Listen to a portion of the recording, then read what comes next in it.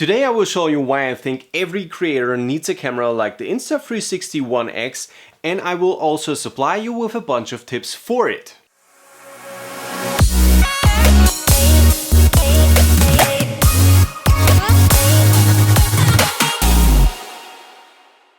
What up guys, welcome back to another episode. My name is Edward and today we will talk about 360 cameras and why every creator should own one. Most people think that 360 cameras are a gimmick and see them only for niche purposes, and I can totally understand why.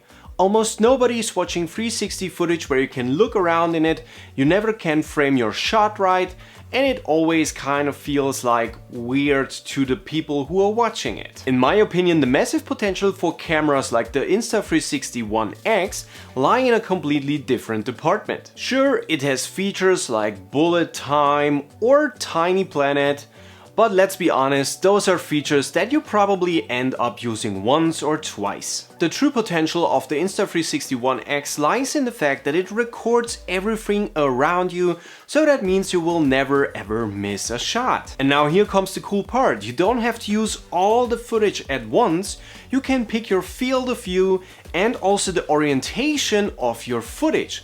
So this means you can choose in post whether you want a landscape shot or a portrait mode shot. This comes in very handy because I know pretty much every creator had this issue. You took a landscape picture or your landscape video and it was beautiful, but you can use it then for YouTube, but you can't use it for Instagram cause the cropping looks weird and it doesn't fit the screen of your phone. With the Insta360 One X, if you decide to use portrait mode instead of landscape mode, you get the extra footage that you normally would not have recorded in the first place. This even leads to a point where you don't have to think about the framing of your subject as you would normally do with a standard camera. So with the One X, this means you record your footage once, export it twice, and you save a bunch of time in the process. So let me show you how this works. In the preview, the first thing you do is you frame your subject, and then you see next to the play button there is a little square that tells you 9:16 wide. This is the aspect ratio for your video. By hitting this button you can cycle through your different aspect ratios. There is even an aspect ratio for platforms like Facebook, so you can use one by one. For me personally, the most useful aspect ratio is the one with the square symbols. If you're using this one, the app will even de-squeeze your footage, so it means it will not look like it was taken with a fisheye lens.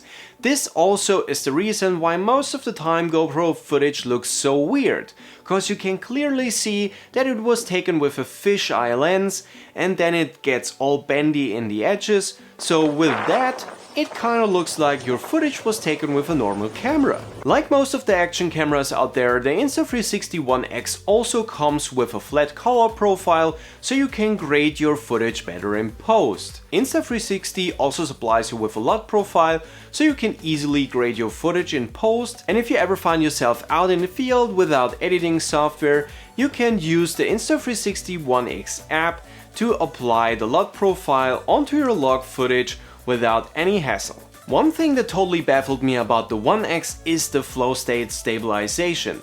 This image stabilization makes every gimbal pretty much obsolete, and I even think that the stabilization from Insta360 could be better than the one from GoPro and maybe even the one from DJI. I conducted multiple tests where a lot of shake was applied to the camera, and every single time my footage turned out to be buttery smooth. So at this point I can say with absolute confidence that it doesn't matter whether I'm riding my skateboard over a wooden bridge or I'm racing through the desert with a razor, I'm pretty much getting the perfect smooth footage out of the Insta360 One X. Now you may be wondering how tedious it is to work with 360 footage. Insta360 supplies you with multiple ways to tackle this. If you're an Adobe Premiere user, it's pretty straightforward. You can import your footage right away from the camera and start editing without any need of conversion or something like that. If you're using any other editing software aside from Adobe Premiere, things will get kinda bit more complicated. One option would be to import all of your footage into Insta360 Studio 2019, and there you can convert the whole footage into equirectangular video footage, meaning your video editing software will be able to process the things that you recorded. This, in my opinion, is the least desirable option because you will need a strong PC in order to convert all your footage, and also if you are editing then the footage within your editing software, you will still need a very potent editing machine in order to have a smooth playback. The second option that I would recommend you to do is to use the Insta360 One X app to edit all of your footage, because it's very easy to use, it's way faster than the Studio 2019 editing suite, and also you get no difference between the quality of the two footages, so it's the faster and easiest way to export all the things you need. By the way, before you are shooting, you always should keep in mind that there will be a slight stitching line between the two cameras. So make sure that your main subject is not placed between the two cameras. The stitching of your footage can be optimized within the app and also within the Insta360 Studio. Sometimes this is necessary, sometimes it's not, so always check for yourself. I also should mention that the stitching between the two cameras is actually better in the app. As I mentioned before, I personally edit all of my Insta360 One X footage within the app, so let me give you a rundown what you need to do in order to be able to edit your footage. You can always preview the footage that is located on your camera, but you will not be able to edit it. In order to edit your footage, you first need to download it to your app. Depending on the file size, this could take a considerable amount of time, and it will also consume a lot of space on your device, so make sure you have enough free space on your phone. After you downloaded your footage from the Insta360 One X, select one of the clips in order to fire up the editor. If you select the button on the bottom right corner,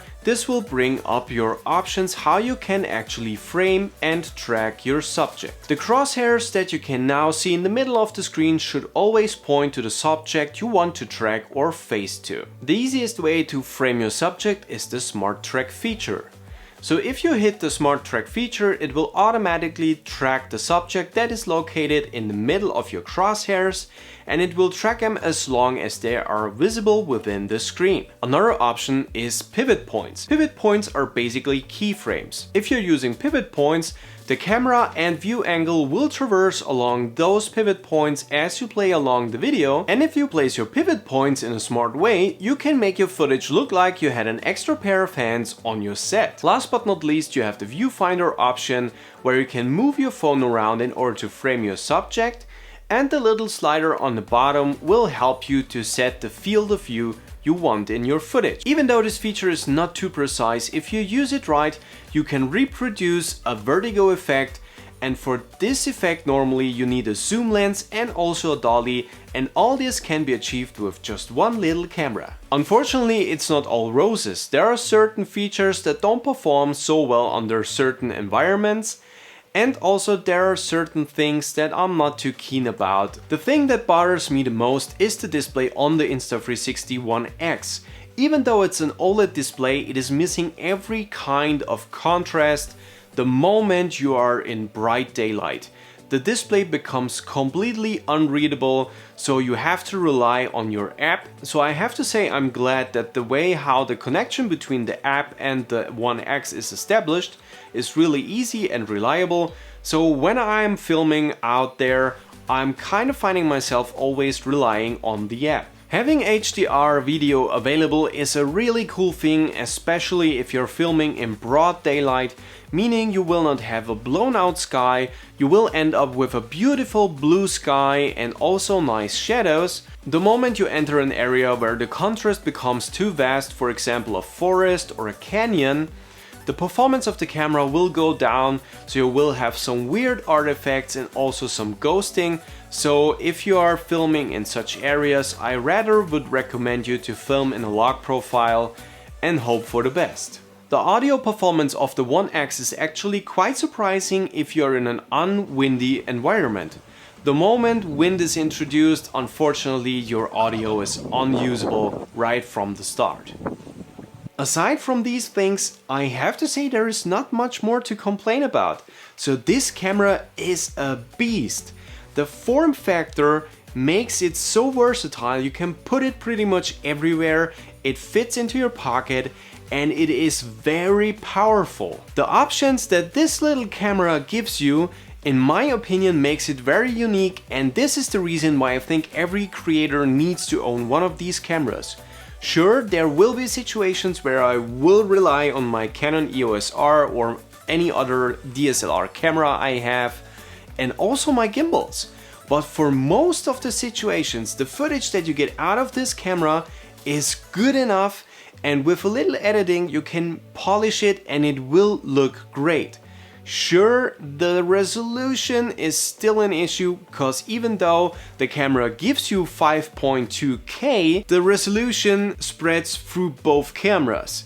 Meaning, if you just take one side, an 180 degrees view, the resolution is already cut by half, and if you then narrow it further down, the resolution will drop further. So if you're lucky, in the end you will end up with a full HD resolution, but still it is good enough for most of your situations. And also, if you're producing your footage for mobile environments, actually the footage will still look great on every single phone in full HD. So I have to say, I cannot wait to see what Insta360 will come up in the future.